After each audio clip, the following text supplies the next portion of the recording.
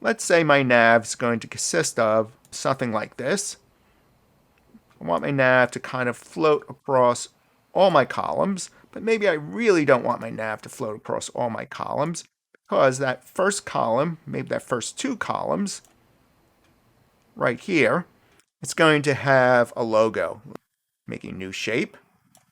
This will be my logo. Let me increase it. And my logo is going to center in these two columns. And maybe my whole nav doesn't take up all these columns anyway. Maybe at the other end, to balance out the design, either one or two, right here, is a search icon. And these columns will be reserved for my navigation. So my navigation can float left or right or center within this section. The page is constrained to this size, and if the page gets wider, this area is going to still hold all the content. As the page shrinks, this area on top is going to shrink as well.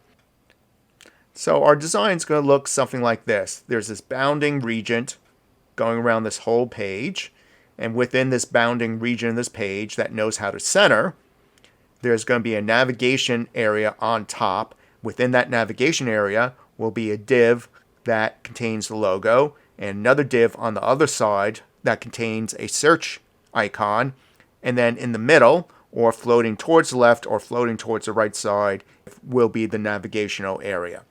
Next up is to look how we're going to recreate this structure with code.